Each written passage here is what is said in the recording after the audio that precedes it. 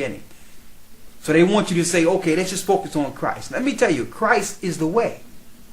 Christ is the Savior. Christ is the way. But they had a diabolical plan on just focusing there, knowing that they would switch Christ into their Savior, into their fallen angel.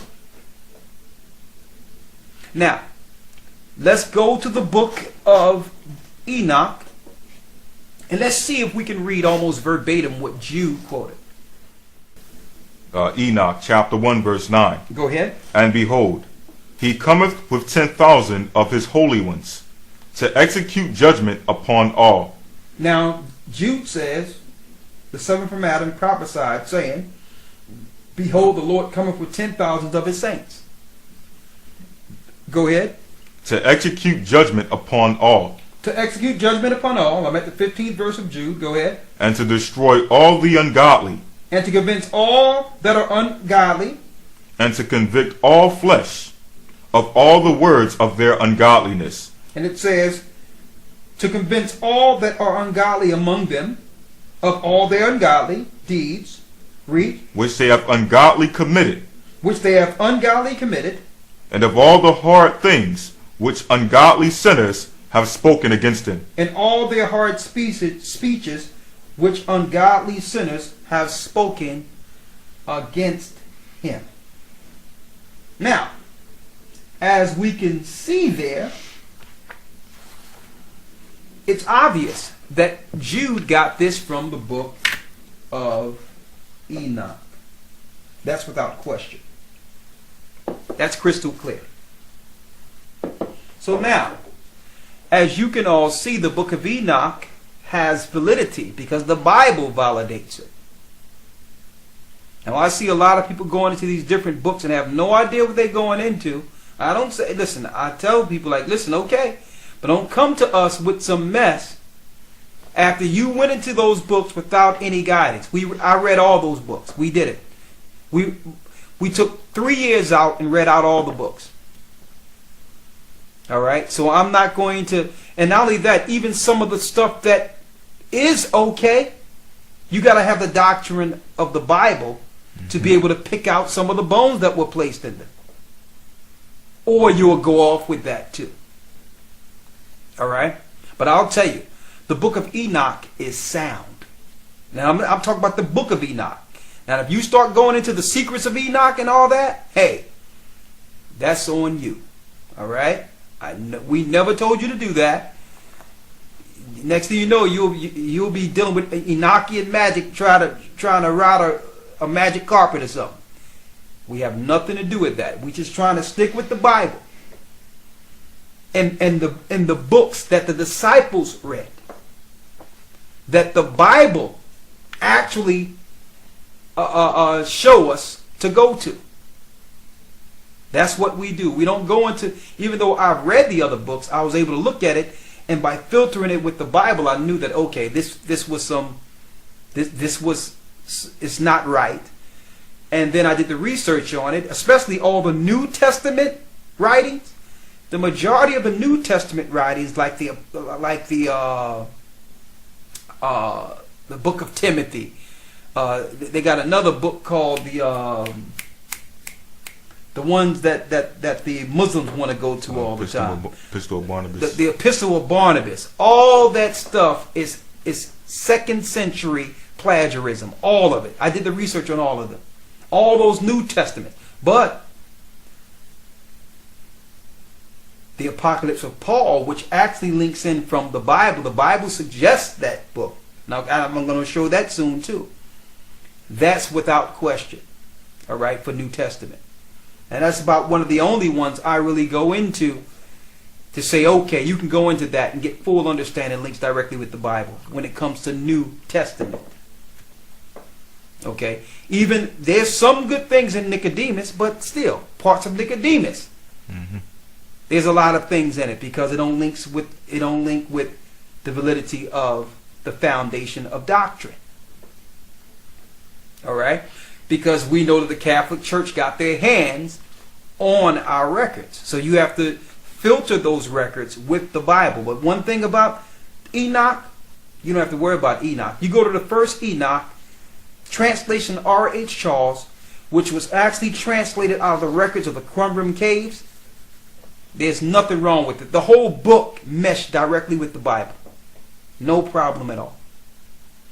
As I read, here's a quote in Enoch, exactly, almost verbatim, what we read in the book of Jude. Okay? Now, let's go into, and let's talk about before the flood and how spirits began to multiply and destroy mankind. And let me tell you, these guys, they're not guys. These spirits that are over the guys ruling, boy, they're on it. This is their job 24/7. I mean, even the creation of the television was part of their mass programming to say, okay, let's do before the flood on steroids. Okay? Let's make it where we can actually influence evil and multiply evil all at once, any place. Okay? And let's use a magic box where we can suppose we can be in everyone's house at one time, instead of waiting for them to come amongst us to try to convince someone in their family to take it back. What if we can just be in everyone's home and just convince them? And we'll play on their individuality to make them believe that what they're learning is something special that actually separates them from the rest. Using psychology, Sigmund Freud psychology, to bring people into the grips and bonds of Satan. So this is what they thought. This is how they brought it forth. But here's the blueprint, what we're reading. What we're reading in Enoch is the blueprint. This is the plan they used. But through technology, they're able to do it on a mass, or what you would call great level. Let's go to the beginning. Linking into Genesis 6 on the fallen angels. Read. Enoch chapter 6 verse 1. And it came to pass when the children of men had multiplied in those days. Same thing we read in Genesis. Go ahead. In those days were born unto them beautiful and comely daughters. And the angels, the children of the heaven, saw and lusted after them, and said one to another, Come, let us choose us wives from among the children of men, and beget us children. Let us choose amongst them and beget us children. Now listen, angels were not made to have children because they were made eternal. So this is a sin. 2 Peter 2 and 4, the angels that sinned. Now, through Hollywood, they actually push this. They tell you exactly who they're worshiping. They tell you exactly what they're doing. But yet, they put it in a form of film so that you can just push it off as someone's idea or just a good movie or entertainment. They had a movie called The City of Angels, where Meg Ryan and Nicolas Cage, he was the so-called guardian angel, and he fell in love with her, and they made this elaborate love story until you're sitting back cheering for him to fall to be with this woman, right? And his fall meant her death. You notice that? His fall, the next day after he dealt with her, meant her death. And now he was left on earth, separated from the rest of his fall of the sons of God, who seen him and knew that he was once amongst them. And you look at it as a movie, but let me tell you, they know. They know.